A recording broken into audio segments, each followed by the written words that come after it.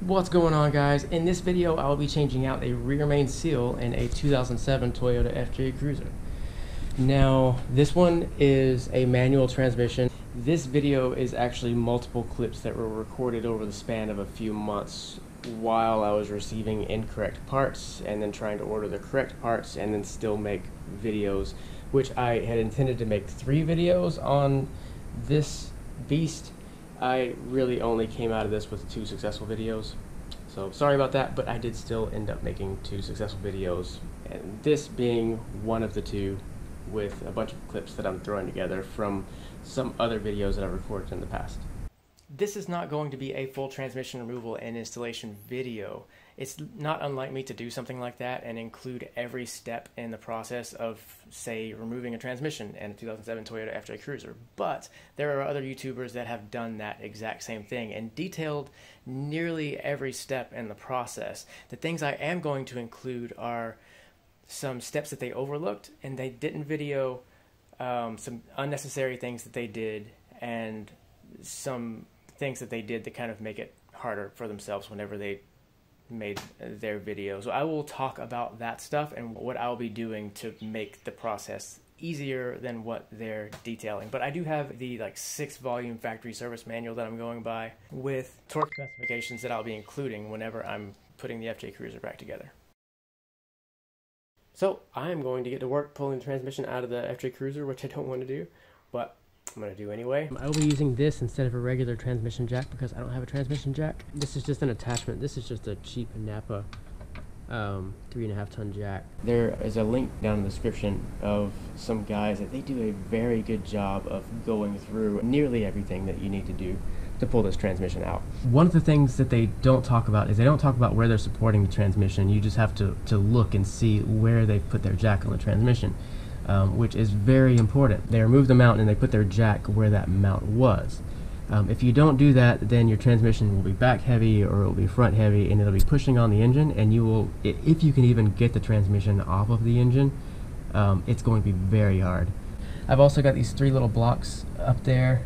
The transmission has a tendency to roll towards me because it's heavier on the left side than it is on the right side because of this, where this front drive shaft connects to the front differential. You have some gears and everything hanging off there, so that weight makes it want to roll this way. So even though I have a strap there, I've got these just sitting there just for security because they'll push against that fin hanging off the transmission. The top 2 bell housing bolts are really difficult to get to. What I had to do was I had to lower the transmission, tilt the transmission down enough to where I can loosen those top 2 bell housing bolts, and then I raised the transmission back up so that I could loosen the rest of the bell housing bolts. That way I didn't have the weight of the transmission resting on the clutch disc and pulling on the pressure plate, and it was the reverse that I did when I was putting the transmission back in. The other thing, little thing, is they take these brackets off. They connect on the bottom of the catalytic converters for the left bank and the right bank. These don't need to be taken off. They're not in the way. They don't bump anything when you're sliding the transmission out. But another thing that the guys did that I found very difficult in trying to follow what they were doing is when they took the exhaust Y pipe out, all they did was bend up this bracket, and they're like, oh yeah, just push it out of the way and you'll be fine. Well, I pushed it out of the way and I could not get the exhaust Y pipe off. I had to take that off completely, and even then I had trouble getting the catalytic converter to clear this part of the frame. It's easier to get the exhaust Y pipe out if you take off the exhaust heat shield from where it bolts into the driver's side floor pan. It's just 3 bolts. Another thing which this is a necessity is the 4 bolts that hold in the shift tower, the front shift, the actual shift tower, and then the 4-wheel drive select shift tower. Those 4 bolts, they're 12mm bolts, and they show that they're accessing them from here, from inside of this little hump around the transmission. That is, I don't know how they did that. You can do it, and if you do it successfully, it's going to take you a long time to get those bolts out. But on top of that, there is a spring that sits inside the transmission, and the spring, let me get up here. I took this out, basically the cup holder assembly. You just put your hand between the e-brake and the cup holder plastic stuff and you pull up, and all of this unsnaps. This isn't bolted down. You don't have to remove the whole center console I've got a video on that if you want to. And then you have easy access to that, to the shift boot bracket. There's 4 10mm bolts there, and then there's 2 plastic snaps there and there.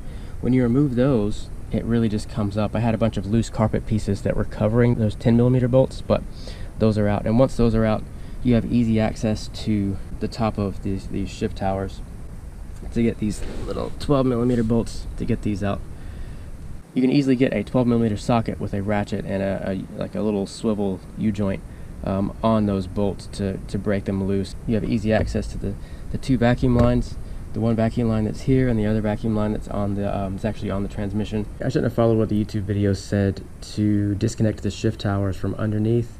I should have just opened the book, take out the center console, just remove the snaps so that you can access those 6 bolts. And where I removed the 4-wheel drive selector tower, the book actually says not to do it by loosening the bolts off around the shifter. There's a snap ring if you lift up the boot right there, so you can put 2 screwdrivers on it, or a screwdriver and some pliers, or snap ring pliers, whatever.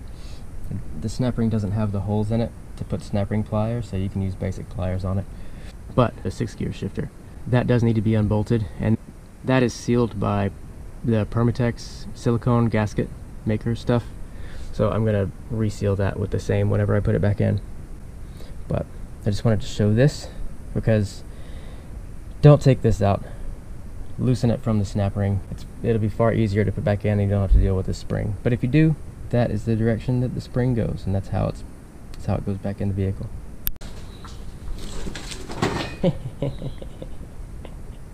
Oh, did the box scare you? Did the box scare you? I'm sorry. That's what she gets for snooping around in the garage.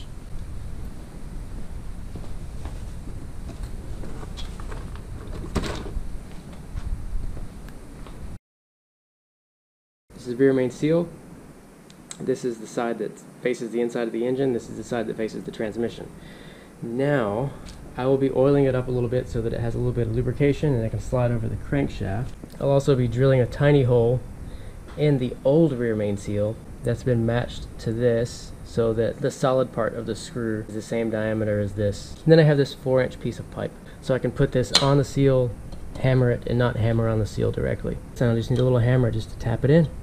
Just give it a little tap. A little tap, tap, tappy. Also, now if you have carburetor cleaner, that'll work also. I have some brake cleaner that I'll be spraying on a rag, cleaning around the crankshaft, making sure there's no parts to this that could possibly be stuck to the crank, which I highly doubt because it's not leaking, so it's probably going to remove intact because it hasn't started leaking.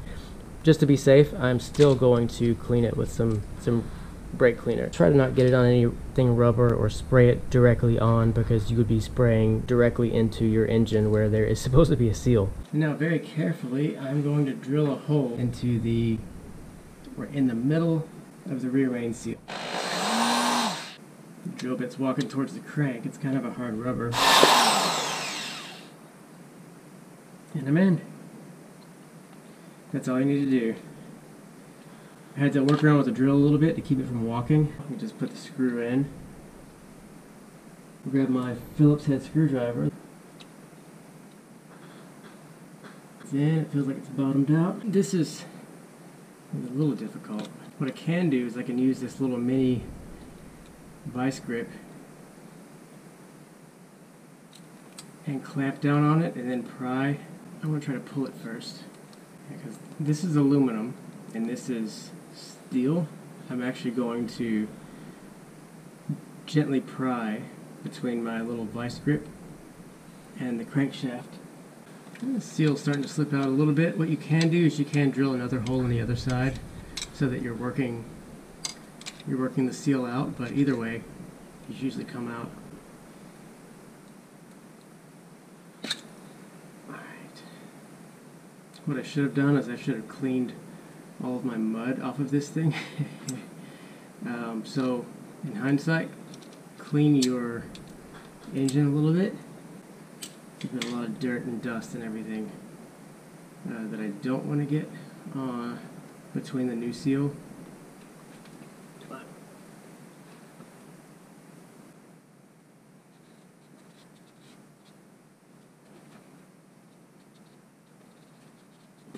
I really should have cleaned all the dirt off of this engine. I'm kind of kicking myself, and I'm trying very hard to not get any dirt inside the engine. This is an OEM part, and this is also an OEM part. What I am doing is I am comparing. I'm looking at the inside diameter, outside diameter, and just double checking that this is the right part. If you notice, there's this inside lip. Now I want to get this inside lip to fit over the crank first, and I don't want it to try to fold back. So before I start hammering, I want to make sure that it's set really well in place. I'm going to grab some motor oil, I'm going to run it around the inside, I'm going to run it around the outside, and then we're just going to tap it in. So I have the seal. I don't have it straight on the ground, I've got it on top of the old seal. Pour a little oil inside of a cap. I'm also going to put some on the crank. And what you do not want to do is you don't want to tap directly on the seal. The reason is you don't want to nick your crankshaft, and you don't want it to hit the engine. That's why I'm using a pipe.